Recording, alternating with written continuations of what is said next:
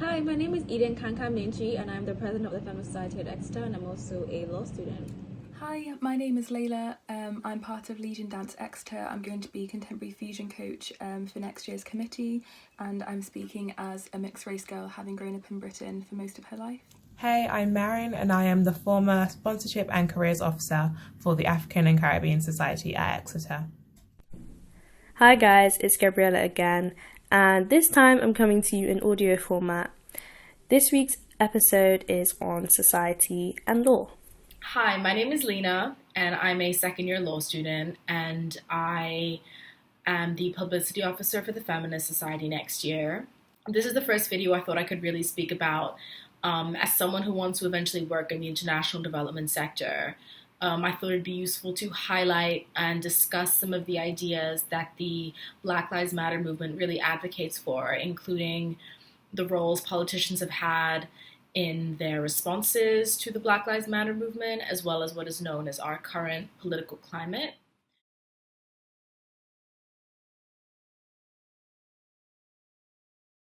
The Black Lives Matter movement is a human rights issue.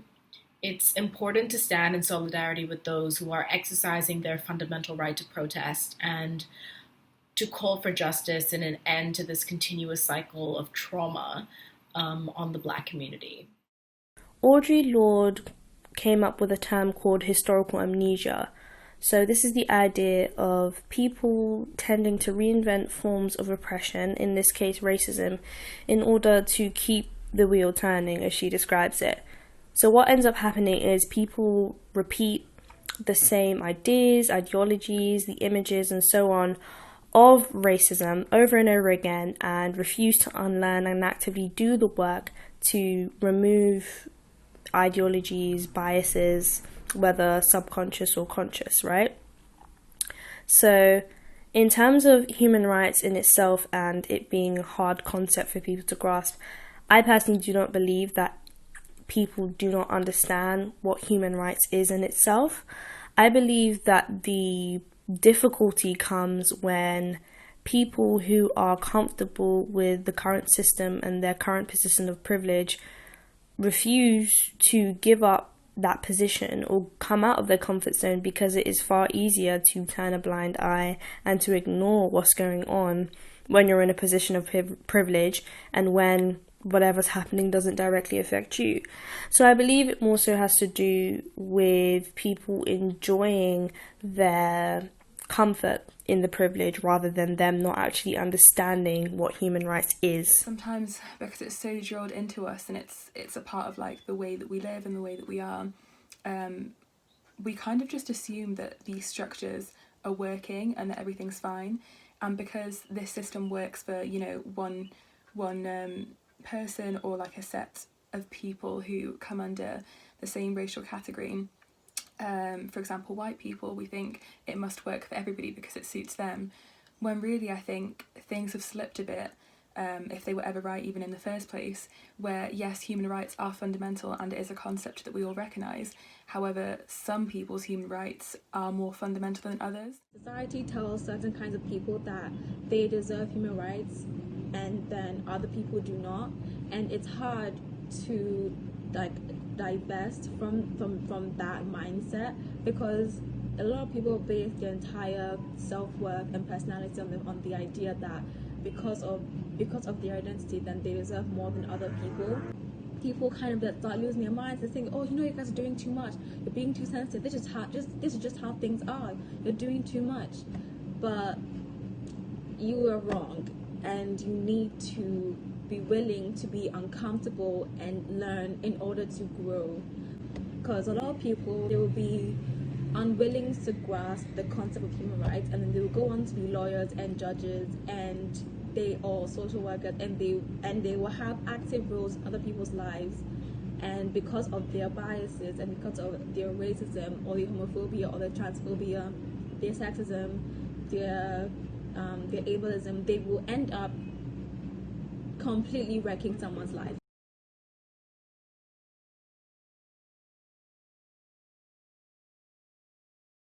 So, as we all know, the impact of COVID-19 has revealed the worsening inequalities that exist in Black, Asian, minority ethnic groups. Against this backdrop, the mobilization in response to George Floyd's death is both extremely necessary and urgent. America takes up a lot of space politically and socially, but the momentum that this movement has gained has turned it into an important global phenomenon. The Black Lives Matter movement has made criminal justice reform a centerpiece of their activism, which is why defunding the police is more than just a phrase we throw around. It calls to reimagine public safety tactics in a way that doesn't create fear or lack of safety or death, in most cases, like the police does. In terms of some background, the police system itself was actually started out as the slave patrol. So that means that the foundation of the system is inherently broken, and it's built upon racist ideologies practiced and the disenfranchisement of Black people and their bodies. I also do believe that there is a lot of pressure that is put on police in order to handle cases that they are not trained for. And this means that they end up being called to, certain issues, such as, let's say, for example, if someone was having a mental health breakdown, police are called to the situation. They don't have the active training for it, and then they often use excessive force, and even more so if the person is Black. Police are meant to be there to enforce laws, but they often are above the law in many cases, and the laws itself aren't even there to actually support the majority. I think it's a difficult one because there are always two sides to the story, and while there has been a lot of brutality and a lot of unnecessary violence, I think there are definitely some people who are doing all that they can, and I find it really uplifting when I read news stories of people in power who have taken a stand and who are supporting the cause and who do speak out in support of it. I do think when things get violent that often there's a lot of pressure on people in power and leaders to sort of do something to quell it. And I think that that's really detrimental because often, even though violence isn't the best way to solve things, it's the only way to get people to listen sometimes.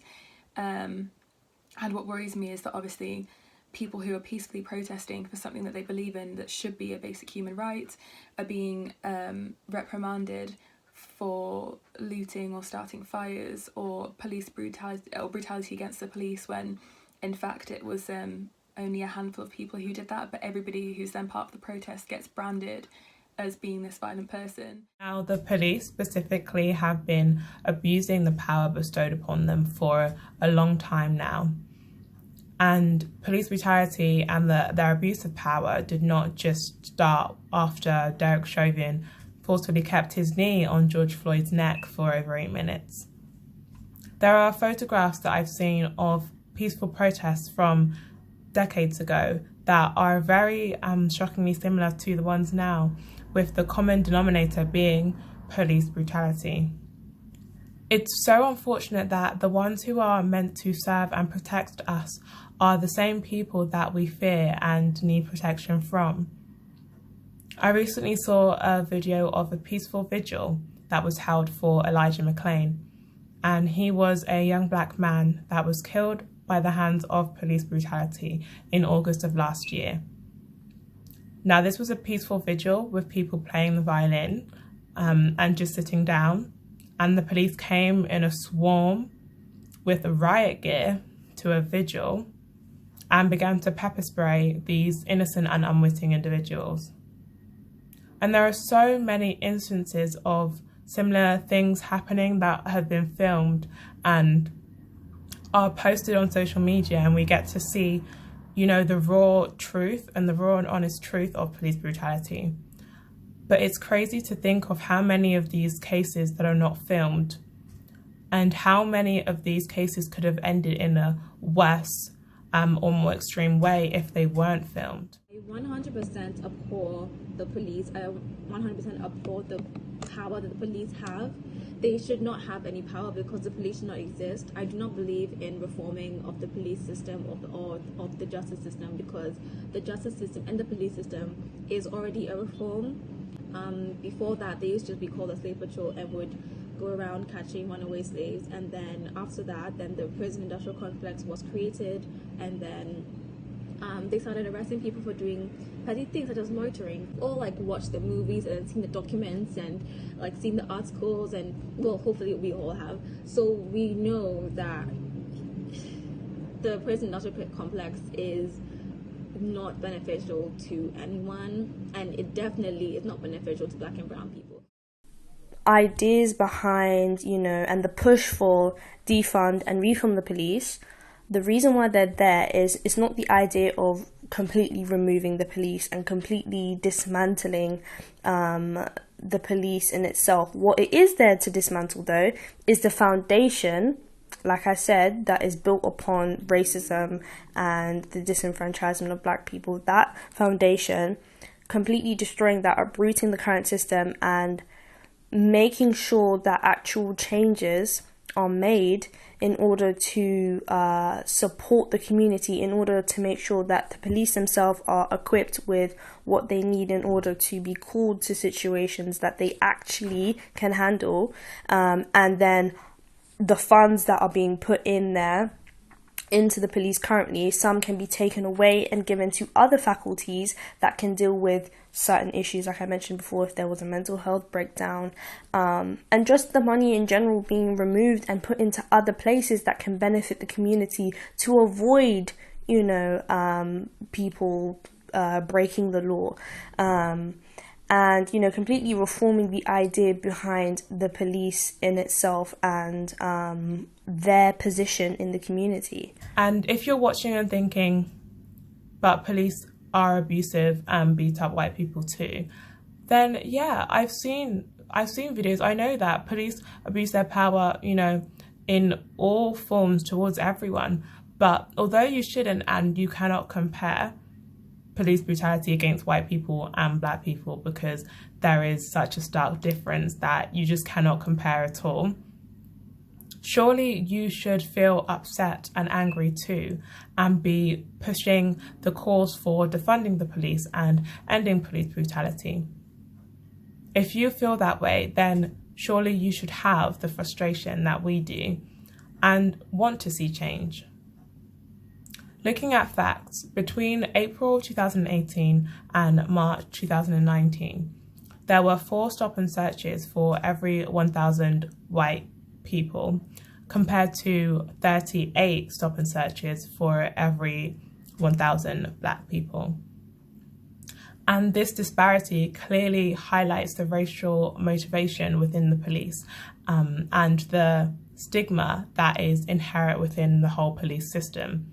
The whole police as a organisation, as an industry, is corrupt, it's racist, and it's not looking at individual people, because of course there are good police out there, but the whole system is corrupt and needs to be changed because it was built on racism and built on segregation. We need to open our minds, expand our minds to read works of people who know more about these things than I do, such as Angela Davis or Assata Shakur or Ruth Wilson Gilmore. Just like read Black revolutionaries' works, listen to the interviews if you don't really like reading that much. Just listen to them, like Huey P. Newton, James Baldwin. Listen to them. Trust me, they explain things in a very concise way, and you need to be open to hearing from it. You may hear things that may shock you, but allow yourself to learn from them. Truly learn. And abolish the police. We need to defund the police, yes, 100%, but we also need to abolish them, get rid of them. If you want to learn more about how we as a society can move on past the abolishment of police, like type in aidstoabolition.com, and then that has a much better explanation of how we can move past the police system, because there's no reforming something that is not broken.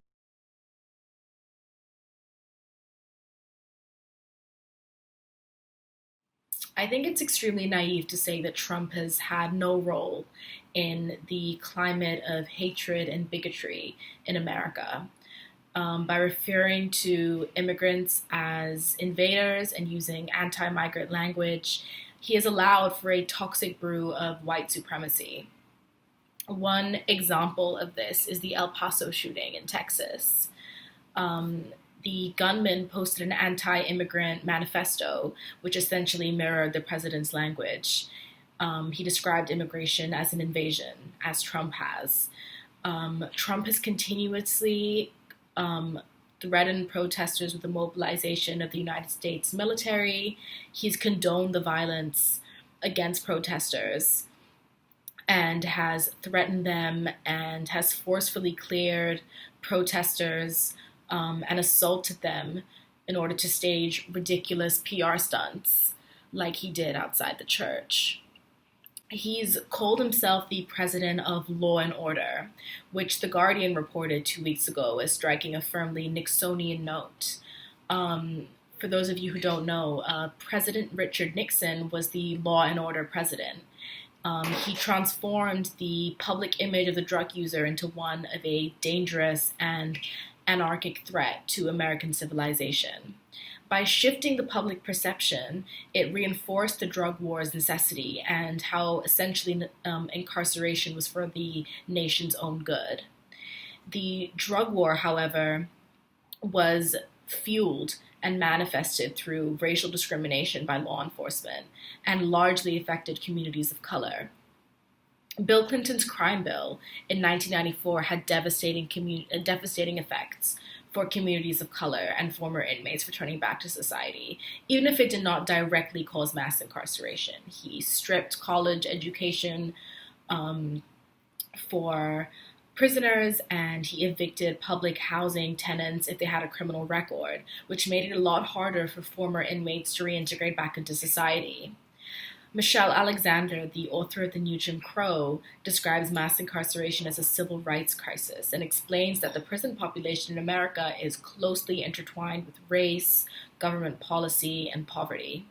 The criminal justice system in America is unfair and biased against African Americans, and if politicians choose to continue to expand this system rather than replace punitive measures with social welfare policies, there will be no change. Also, I do believe that there are a lot of people who are currently in power who are being performative, who are, doing things in order to do everything but what black people are asking for. So I don't know if many people have seen the video. I actually know a lot of people have seen the video of Democrats kneeling and wearing kente cloth. Again, African Americans and Africans, there is a difference there, but not even just that, it's the performativity of, we kneel with you, we stand by you, but not actually doing things to show that they stand by us in terms of the laws. I do believe that a lot of these leading figures aren't doing enough. There was also the video of the Minneapolis mayor being booed because people are frustrated that he's coming out to protest and saying he supports, but he's not in his office actually doing things in order to help the community, pushing certain laws, pushing back on certain laws as well. I wrote to my local MP a couple weeks ago. There were some requests in the letter that I wrote, but it was also just to see what he was doing to aid the Black Lives Matter movement. As my local MP, I wanted him to tell me and to show me what and how he's been doing to represent me as a mixed race member of his community. I wanted to know what he was doing that would help the Black Lives Matter movement and what he would do locally to ensure that, the word spread and that things move forward here in an area which is mostly white. And the response I got was so disheartening because my friend also emailed him with a letter, but we emailed a week apart. They were completely different letters. We wrote different things. I don't know half the things she wrote in it. She hasn't read mine. And yet we both got the exact same response back. We got the exact same email back from him, which I'm assuming must have been sent out to lots of people who also wrote letters regarding Black Lives Matter. He wrote back responses to issues that I didn't even raise in the letter that I sent to him. And that's really disheartening, because then you think you're being put into this box of, oh, here's another letter about BLM, I'll just reply with this. There was no individuality, no uniqueness. There was no sense that he'd read it and really listened to what I had to say. It was ticking a box to say that he'd replied, and none of what he said addressed what I said. It was aimed at the protests and what was happening and what he believed, and it wasn't anything that I asked him about. And I'm still unclear as to what he's doing for our community to ensure that Black Lives Matter is furthered and felt here. And I think that's an example of an authoritative figure who isn't using their power in the right way, but is actually focusing on the handful, the few people who perhaps did turn violence, or using police brutality as a way to justify his actions in not doing anything, you know, by saying I stand with the police, there should be no attacks, etc. And I think that comes from a deep-rooted system of people wanting to protect their heritage, because obviously at the protest a lot of statues got overturned, they got destroyed, and I know that really kind of disembellished a sense of pride within a lot of British people, and that's understandable because it is their heritage and their culture that's been destroyed. However, like the fight is so much bigger than that, because what these statues represented goes so much deeper than just their heritage. You know, it symbolises this horrific slave trade and the destruction of so many Black lives. And that's more important than, you know, a statue in a square.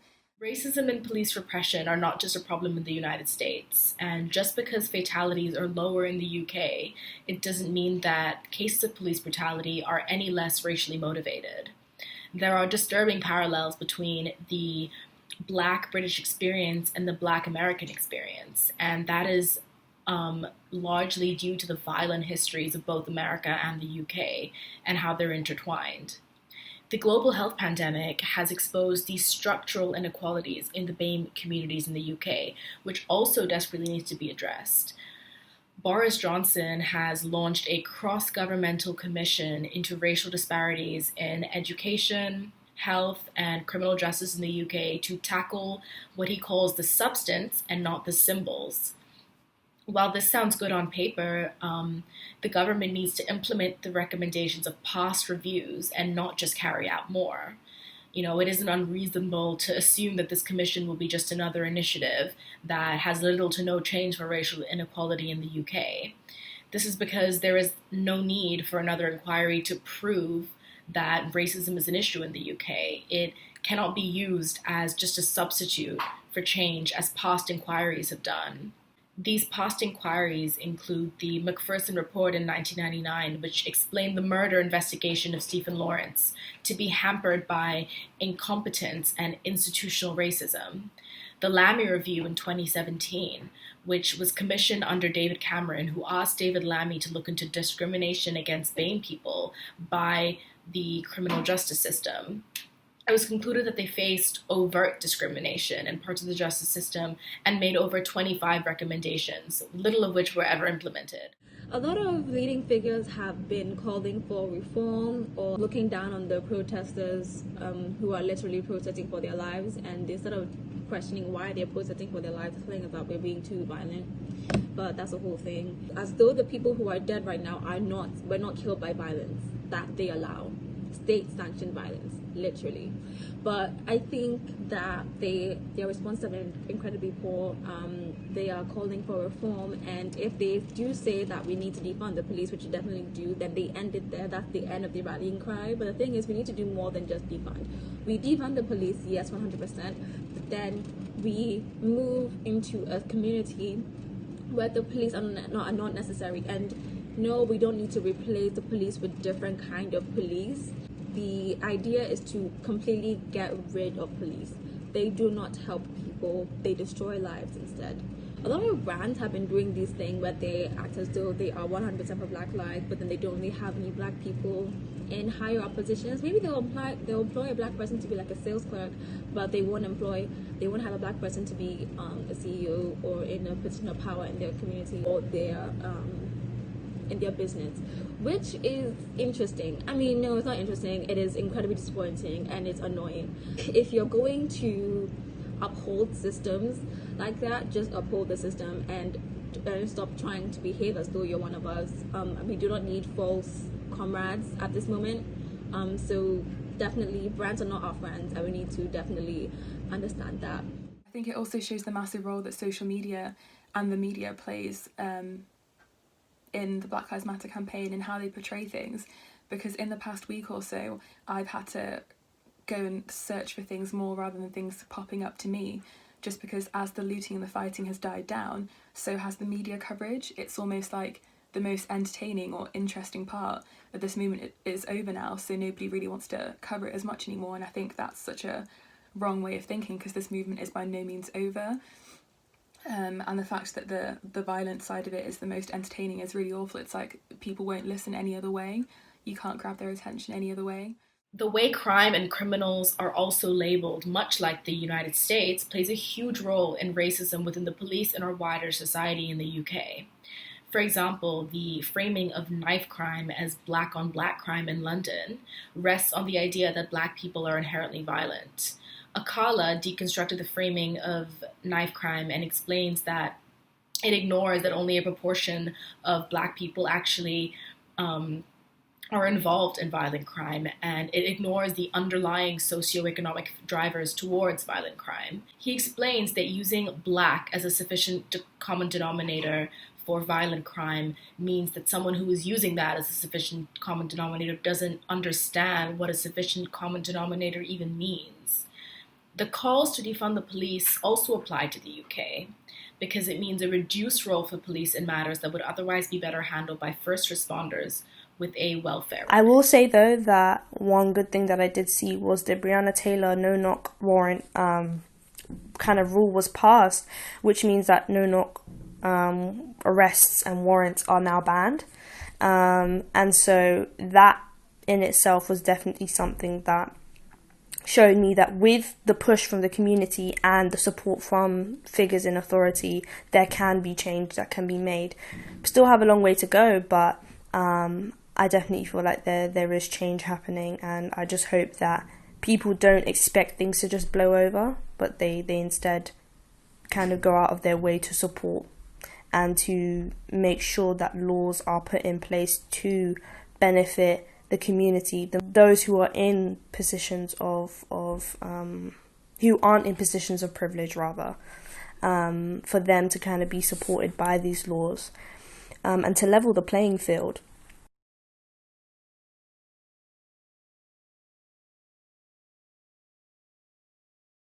In terms of legal ways to help, there are petitions out there for decolonializing the curriculum and defunding the police, and you can sign and donate to these initiatives and these petitions.